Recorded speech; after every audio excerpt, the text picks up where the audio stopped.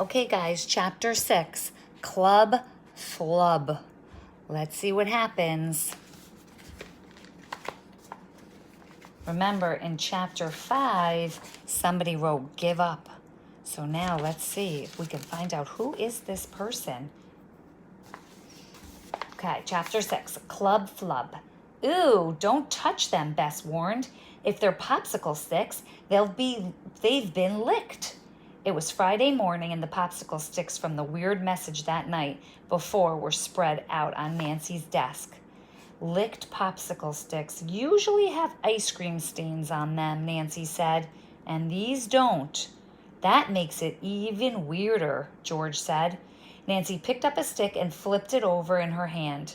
Each stick has a word, Lickety Sticks Company, stamped on it, she said. That must be the place where those popsicle sticks were made. Who would leave such a creepy message, Bess asked. Thanks to Deidre, everyone knows we're trying to solve Kendra's case, Nancy said. So the person who stole Kendra's recipe probably wants us to give up.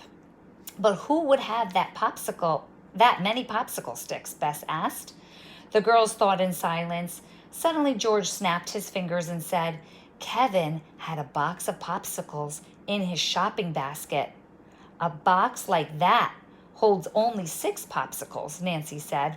A lot more sticks were used to make this message.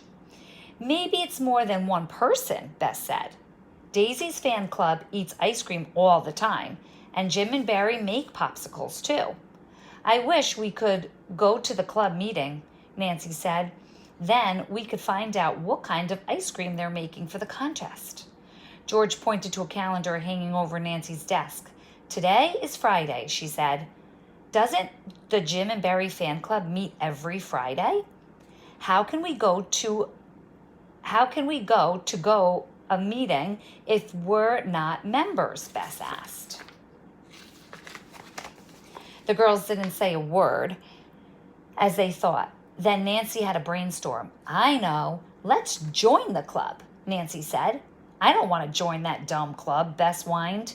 Daisy is so bossy. And we already have a club, George said. A detective club. We'll just be joining to get their top secret recipes, Nancy explained. We don't have to go to any meetings after that. The girls knew that Daisy lived on Sparrow Street. George turned on the computer and found Daisy Street on a special map search. Only 4 blocks away, George announced. We can go there together. Bess and George already had their bikes and helmets at Nancy's house. Nancy grabbed hers and the 3 pedaled to Daisy's house. As the girls rode, the Mr. Drippy truck rambled past them. Henderson stuck his head out of the window and shouted, Ew, it's the Clue Crew. How does he know we're the Clue Crew? Bess called from their bike. Probably from school, Nancy called back. We're famous, George declared with a smile. The 3 girls turned onto Sparrow Street. They parked their bikes against a big tree on the sidewalk, and then they walked up the cobblestone path to Daisy's house. A teenage boy opened the door after the girls knocked. You're here for my sister's meeting, he asked. So that's the secret password. Password? The girls traded worried looks. Cone? Nancy guessed. Sprinkles? Bess asked. Banana split? George said. The boys stared at the girls, and then he cracked up laughing. There is no password, he said. You fell for it. I'm so good. George rolled her eyes as the boy yelled for his sister. Brothers? She groaned. I've got 2 of them. Daisy came running to the door. She looked surprised to see Nancy, Bess, and George. Hi, Daisy, Nancy said. We want to join the Jim and Barry fan club. You want to join right before the contest? Daisy asked. You don't want to steal our secret recipe, do you? No way, Nancy said. We have our own recipe for the contest, remember? Daisy folded her arms and she looked from Nancy to Bess to George. Okay, she said, but every member has to pass a taste test first. You mean taste ice cream? All right, George cheered. That's a pop quiz we want to take. Nancy, Bess, and George followed Daisy into the house. As they walked through the kitchen, Daisy introduced them to her mother.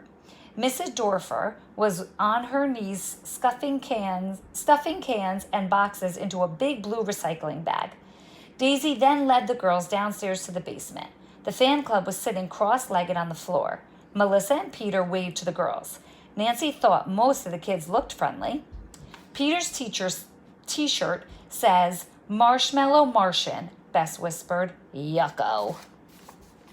"Shh," Nancy warned. "We have to love all the flavors, or they won't let us join the club."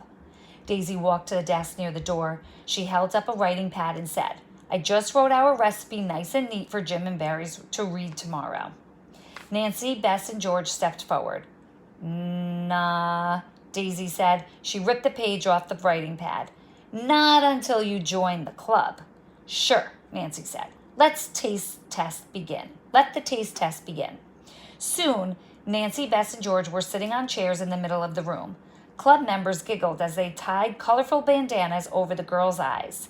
Nancy couldn't see, but she could hear everyone chatting excitedly. She could even smell something sweet, like ice cream. "George is first," Daisy said. Give her the bowl, Melissa." Nancy heard George's spoon clatter against the ceramic. Then she heard a gulp, as if George was swallowing. "Well?" Daisy asked. "It has a definite nutty taste," George's voice said, with a touch of caramel. "And just a hint of—" "What is it already?" a boy demanded. "Peanut brittle blast," George said, and the club members applauded. "Correct," Daisy said. "You can take your blindfold off, George." Next was Nancy's turn, and she felt an ice cream bar being shoved into her hand. Taking a bite, she began to chew. The ice cream was crunchy, as if it had bits of candy inside. "I'm pretty sure this is toffee coffee," Nancy said.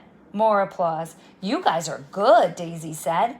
Nancy whipped off her blindfold. Still eating the ice cream, she turned to George and winked. See the pictures? They're doing their taste test. "Best is last," Daisy said. "Give her the ice cream, Melissa." Melissa smiled as she stepped forward with the bowl.